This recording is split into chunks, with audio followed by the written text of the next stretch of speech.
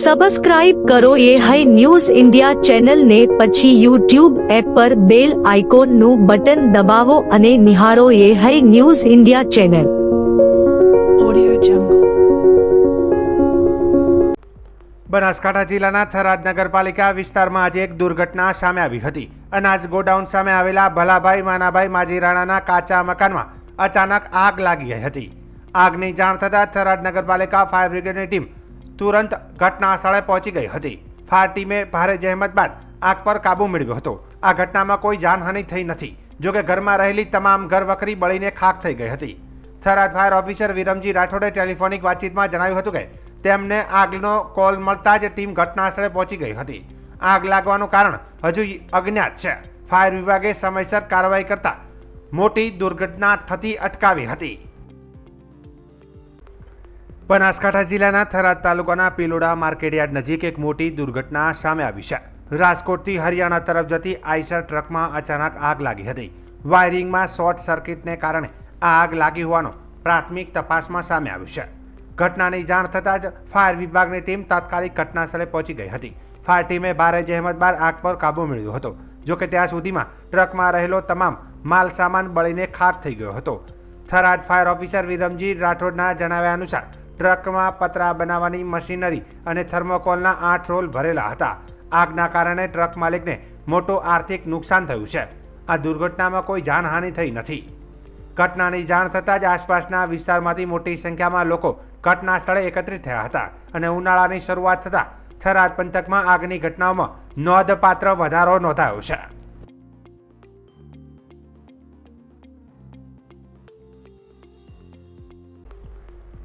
પવિત્ર રમજાન માસના 30 રોજા પૂર્ણ થતાં આજે બનાસકાંઠા જિલ્લામાં ઈદની ભવ્ય ઉજવણી કરવામાં આવી હતી. દિયોદર શહેરમાં આવેલા જુમા મસ્જિદ અને દાઈ હાલી મસ્જિદ ખાતે મુસ્લિમ બિરાદરો વહેલી સવારે એકત્રિત થયા હતા અને નમાઝ અદા કરી એકબીજાને ઈદ મુબારકબાદી પાઠવી હતી. જેમાં મુસ્લિમ ભાઈઓએ રમજાન ઈદની સાથે દેશમાં શાંતિ અને અમન અને ભાઈચારો રહેવા દુઆઓ કરી હતી. हमारा रमज़ान ईदना शुभ प्रसंगे पूरा महीना मुस्लिम બિરાદરોએ જે રોજા રાખ્યા, ઉપવાસ કર્યા, એની આ ખુશીની અંદર રમઝાન ઈદની ખુશી મનાવવામાં આવે છે. અને આજના દિવસે અમારે જુમ્મા મસ્જિદની અંદર દિયોદર જુમ્મા મસ્જિદની અંદર બધાએ નમાઝ અદા કરી અને અલ્લાહ પાસે દુઆ કરી કે અલ્લાહ પાક બધાએ અમારા ભારત દેશની અંદર ભાઈચારો અને એકતા જળવા રહે એ માટેની દુઆ કરી. માલિક બધાને આખું વર્ષ ફળદાયી નિરોગી રાખે એવી દુઆ કરી. બનાસકાંઠા જિલ્લાના સોઈગામ તાલુકાના દુધવા ગામે નવીન બસ સ્ટોપ બનાવવામાં આવી રહ્યું છે. જેમાં હલકી ગુણવત્તાનું કામકાજ કરવામાં આવ્યું હોવાની બૂમરાટ પણ ઉઠી છે. જેમાં 2 મહિના પહેલા મીડિયામાં અહેવાલ ચલાવેલ છે. જેમાં નવીન બની રહેલ બસ સ્ટોપમાં હલકી ગુણવત્તાનું કામકાજ, જેમાં તિરાડો અને પોપડા ઉખડવા લાગ્યા હતા, તેમાં સ્પષ્ટ રીતે ભ્રષ્ટાચાર આચર્યો હોવાનું દેખાઈ રહ્યું છે.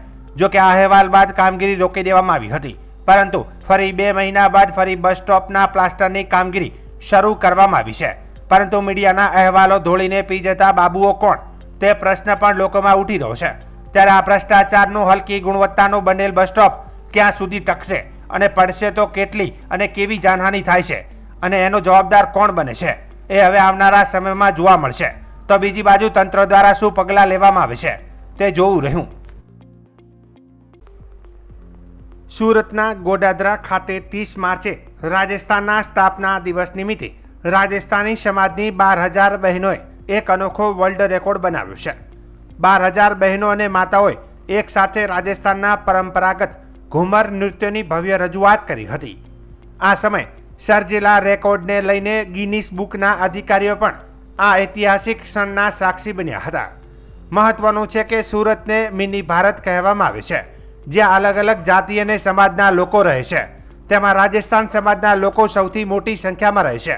આ પહેલા રાજસ્થાનના જયપુરમાં 6,000 બહેનો દ્વારા ઘુમર નૃત્યનો રેકોર્ડ સ્થાપવામાં આવ્યો હતો અને જેને સુરત શહેર તોડી નાખ્યો છે. આ ગ્રાન્ટ ઇવેન્ટમાં રાજસ્થાનની સાંસ્કૃતિક સમૃદ્ધિને ઉજાગર કરવામાં આવી છે અને વિશ્વમાં ગુજરાતી રાજસ્થાની એકતાનું અનોખું પ્રદર્શન પણ કર્યું છે. બનાસકાંઠા જિલ્લામાંથી નવો જિલ્લો નિર્માણ થઈને વિકાસની હરોળમાં જઈ રહ્યો છે, ત્યારે આ વિસ્તાર વાવ, થરાદ અને સોઈગામના છેવાડાના ગામડાઓને સિંચાઈ માટે નર્મદા કેનાલોમાં પાણી પુરવઠો ચાલુ રાખવા અનેક રજૂઆત કરવા છતાં 15 તારીખે કેનાલોમાં પાણી બંધ કરી દેતા સિંચાઈના પાણીને લઈને કકરાટ જોવા મળ્યો હતો. જોકે તે બાદ સરકાર દ્વારા 19/3/2025ના રોજ પાણી પણ છોડવામાં આવ્યું હતું. જોકે આજે 31/3/2025ના રોજ ફરી કેનાલોમાં પાણી બંધ કરાતા કકરાટ જોવા મળ્યો હતો. જોકે આ અંગે ખેડૂત અગ્રણીએ સોશિયલ મીડિયામાં વાયરલ કરેલ વિડીયોમાં જણાવ્યું હતું કે ખરા ટાઈમે કેનાલોમાં પાણી બંધ કરવામાં આવતા ખેડૂતને પડતા પર પાટું મારી છે. જ્યારે ગુજરાતના મુખ્યમંત્રી અને ગુજરાત વિધાનસભાના અધ્યક્ષે આશ્વાસન આપ્યું હોય કે જરૂર હશે તો ઉનાળુ સિઝનમાં પાણી ચાલુ રાખવામાં આવશે. આજે 31 માર્ચ છે અને પાણી બંધ કરી દેવામાં આવ્યું છે. ખેડૂતોની પરિસ્થિતિ શું છે તે સરકારને સારી રીતે સમજવી જોઈએ. વધુમાં સરકાર પર રોષ ઠાલવતા કહ્યું કે સરકાર અને તંત્ર ખેડૂત પર રાજી નથી. આ પરિસ્થિતિ ઊભી કરવા પાછળ કોણ? ચાલુ કરવાની બંધ કરવાની આવી પરિસ્થિતિ કરી ખેડૂતોને મૂર્ખ ના સમજો. ખેડૂત સમજે છે અને જાગૃત પણ છે. ખેડૂતે બિયારણ, ડીઝલ અને ખાતર અને વાવેલા વાવેતરનું શું થશે?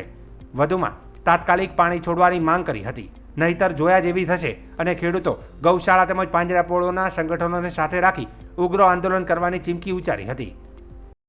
અત્યારે આપણે ઊભા છીએ એક કેનાલ ઉપર. આ નર્મદા યોજનાની કેનાલ છે. આપણે પાછળના ભાગમાં દેખાય ઘાસચારો અને બાજરીનું વાવેતર પણ કરેલું છે. ખરા મુખે આ ખેડૂતોને પડતા ઉપર પાટું મારી ગુજરાતના મુખ્યમંત્રીએ ખેડૂતોને આશ્વાસન આપ્યું હોય કે જરૂર હશે તો ઉનાળુ સિઝનમાં પાણી ચાલુ રહેશે. એના પછી વિધાનસભાના અધ્યક્ષ પણ એવું કહેશે કે પાણી ચાલુ રહેશે. આજે 31 માર્ચ છે, પાણી અત્યારે બંધ છે. ખેડૂતોની પરિસ્થિતિ શું છે ને એ સરકારે સારી રીતે સમજવી જોઈએ કે જો પાણી ચાલુ રહેશે તો મબલક બાજરીનો પાક મળશે. ખેડૂતોને એમની જીવાદોરીને 2 વર્ષ ખાય ને એટલી બાજરી થશે. મોટા પ્રમાણમાં ઘાસચારાનું વાવેતર થયેલું ને ઘાસચારો સારો એવો થશે. પાંજરાપોળો, ગૌશાળાઓ, રેઢી રખડતી ગાયો અને એમનું પોતાનું પશુપાલન નિભાવી શકે એવી પરિસ્થિતિ ઊભી થશે અને ખેડૂતો ખુશાલ થશે. પરંતુ ક્યાંક આ સરકાર અને આ તંત્ર ખેડૂતો માથે રાજી નથી એવું સાબિત થાય છે. આ પરિસ્થિતિ ઊભી કરવા પાછળ કોણ? ચાલુ કરવાની, બંધ કરવાની આવી પરિસ્થિતિ કરી અને ખેડૂતોને આટલા બધા તમે માઈક આંકલાને મૂર્ખ ના સમજો. ખેડૂત સમજે છે, જાગૃત છે. ખેડૂતોના દીકરા ભણેલા છે અને ખેડૂત આગેવાન તરીકે, ખેડૂતના દીકરા તરીકે જાતે ખેડૂત છું એટલે કહું છું કે આ પરિસ્થિતિ શું છે. મોંઘા ભાવનું ડીઝલ, બિયારણ, ખાતર અને આ બાજરીના ઘાસચારાના વાવેતરનું શું થશે? અત્યારે કેનાલો બંધ છે. તાત્કાલિક ધોરણે સત્વરે પાણી ચાલુ કરવામાં આવે ને ખેડૂતોના ખેતર સુધી પાણી પહોંચાડવામાં આવે. નહીતર પછી જોયા જેવી થશે. ખેડૂતોને સાથે રાખી ગૌશાળા કે પાંજરાપોળના સંગઠનોને સાથે રાખશું અને આંદોલન કરવામાં આવશે. તમે બોલ્યા હતા એ વર્ત્યા નથી. આ પરિસ્થિતિ ખેડૂતોની અત્યારે છે. સત્વરે પાણી ચાલુ કરવામાં આવે ખેડૂત આગેવાન તરીકે મારી માંગ છે. રાજ્ય સરકાર દ્વારા ગુજરાતને પ્રવાસન ક્ષેત્રે આગવું સ્થાન પ્રાપ્ત થાય તે માટે અનેકો પ્રયાસો કરવામાં આવી રહ્યા છે. તેના ઉપલક્ષે આ વર્ષે એક ભારત શ્રેષ્ઠ ભારત થીમ આધારિત હસ્તકલા હાટનું આયોજન વસ્ત્રાપુર તળાવ ખાતે આવેલા વસ્ત્રાપુર હાટ ખાતે કરવામાં આવ્યું છે. આ હસ્તકલા હાટમાં નોર્થ ઇસ્ટના 8 રાજ્યો અને ત્રિપુરાના 20 સ્ટોલ, જ્યારે ગુજરાતના વિવિધ ક્રાફ્ટના 70 સ્ટોલ મળી કુલ 90 સ્ટોલનું આયોજન કરવામાં આવ્યું છે. તેમાં નોર્થ ઇસ્ટની ટ્રેડિશનલ હેન્ડલૂમ એન્ડ હેન્ડીક્રાફ્ટની ચીજવસ્તુઓનું પ્રદર્શન સહ વેચાણ કરવામાં આવી રહ્યું છે. આ હસ્તકલા હાટની મુલાકાત શહેરીજનો 4 એપ્રિલ સુધી લઈ શકશે. 20 स्टॉल्स 20 स्टॉल्स यहाँ पे है हमारे आर्टिजन्स को और हमारे 40 आर्टिजन्स आए हैं यहाँ पे पार्टिसिपेट करने के लिए नॉर्थ ईस्ट के हर स्टेट से. हमारे नॉर्थ ईस्ट में जो 8 स्टेट्स हैं तो 8 स्टेट्स के हर आर्टिजन आए हैं अपने प्रोडक्ट्स लेके यहाँ पे डिस्प्ले करने के लिए, यहाँ पे सेल के पर्पस के लिए आए हैं. यहाँ पे हम लोग को एक प्लेटफॉर्म मिला है ये सब दिखाने का कि नोटिस में क्या क्या बनता है. यहाँ गुजरात गवर्नमेंट से बहुत अच्छा रिस्पॉन्स मिल रहा है. हमको रहने का, खाने का सब फ्री में अच्छा खिला रहा है. सारे लोग कितना अच्छा लोग है और यहाँ पब्लिक भी बहुत अच्छा है. बहुत अच्छा रिस्पॉन्स भी मिल रहा है सर. ગુજરાત અને બિહારના સંબંધ આદિકાળથી ઐતિહાસિક રહ્યા છે. બિહાર બૌદ્ધ ધર્મથી પ્રભાવિત છે તો ગુજરાત બૌદ્ધ પ્રવાસીઓનું આકર્ષણ કેન્દ્ર રહ્યું છે. અમદાવાદમાં ગઈકાલે બિહાર સ્થાપના દિવસ અને હોળી મિલન મહોત્સવમાં ભૂપેન્દ્ર પટેલે જણાવ્યું હતું કે બિહારની નાલંદા અને ગુજરાતની વલ્લભ વિદ્યાપીઠ પ્રાચીન વિશ્વની અજોડ શિક્ષણ સંસ્થાઓ હતી. બંને રાજ્ય ઐતિહાસિક અને રાજકીય ચળવળોના સાથી અને સાક્ષી રહ્યા છે. ભૂપેન્દ્ર પટેલે પોતાના સંબોધનમાં પ્રથમ જ્યોતિર્લિંગ સોમનાથ મંદિરના પુનઃનિર્માણનો ઉલ્લેખ કર્યો હતો. તે દરમિયાન સૌને ચૈત્રી નવરાત્રિની શુભેચ્છાઓ પણ પાઠવી હતી. બિહારી સમાજ સેવા ટ્રસ્ટ દ્વારા આયોજિત આ કાર્યક્રમમાં સંતો મહંતો સહિતના મહાનુભાવો ઉપસ્થિત રહ્યા હતા।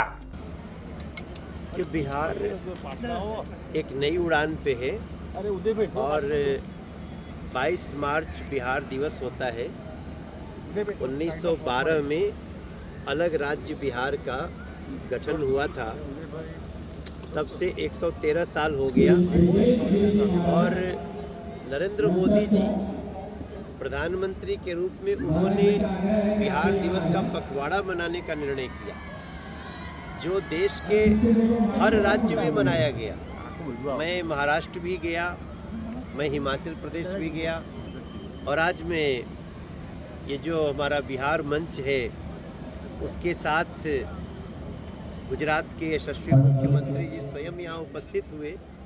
आज हम अहमदाबाद में ये बिहार दिवस का कार्यक्रम कर रहे हैं। उद्देश्य सिर्फ इतना है कि अब एक भारत श्रेष्ठ भारत है। एक राज्य का उत्सव दूसरा राज्य मनाता है। अब गुजरात का उत्सव काशी में होता है, पटना में होता है, और पटना और काशी का उत्सव गुजरात में हो रहा है। तमिलनाडु का उत्सव काशी में होता है, काशी तमिल संगमम। ये नरेंद्र मोदी जी की सोच है, जो एक दूसरे राज्य को जान करके और मजबूत होते हैं हमसे। आज मैं यहाँ आया हूँ, धन्यवाद करता हूँ भूपेंद्र पटेल भाई साहब का, माननीय मुख्यमंत्री गुजरात, वो यहाँ पे उद्घाटन किए हैं। मैं स्वयं कार्यक्रम में कई विधायक मंत्री यहाँ पे हैं। मैं गुजरात की सरकार का भी और गुजरात प्रदेश में रहने वाले सभी लोगों के साथ साथ बिहार के लोगों को बिहार दिवस की बहुत शुभकामनाएं। खास करके अमित शाह जी ने कहा है कि आज गोपालगंज में बोला है कि बिहार को तय करना है कि उनको कौन सी सरकार चाहिए। एनडीए की सरकार ने नीतीश के साथ रह के बहुत अच्छा काम किया है। आने वाले दिनों में क्या तो उनको जंगल राज चाहिए।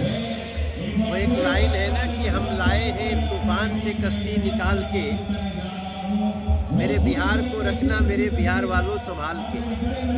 तो बिहार के लोग जहाँ जहाँ गए हैं, अगर वो वहाँ जाके रहने लगे, वोटर बन गए और वहाँ बीजेपी का राज है, तो हम उनको कहते हैं कि जरा आप बिहार को फ़ोन करो कि आप कितने अच्छे सरकार में रह रहे हैं। और जो ऐसे लोग होते हैं जो दूसरे जगह काम करते हैं, वोटर बिहार में ही है लेकिन वोट में नहीं जा पाते, उनको कहते हैं कि 2 दिन के लिए चुनाव में चले जाना। ये हमारे बिहार दिवस का एक अभियान है। और देखिए कितनी खूबसूरत बात है, मैं गोपालगंज वाला मनोज तिवारी अहमदाबाद में हूँ और अहमदाबाद वाले अमित शाह जी गोपालगंज में हैं। यही भारत की खूबसूरती है। 2025 इलेक्शन को लेकर किस तरह से बिहार में इस बार? अब हम निश्चित रूप से बिहार में इस बार और भी मजबूती से एनडीए की सरकार बनेगी और इसीलिए हम बिहार को और बिहार में रहने वालों को, माइग्रेटेड बिहारी हैं उनको भी जगाने में लगे हैं। ये हमारा बहुत ही भारतीय जनता पार्टी का सफल कार्यक्रम है। यहाँ तो जनता और सरकार दोनों मिली हुई है साथ में, तो यही सबसे बड़ा एग्जाम्पल है।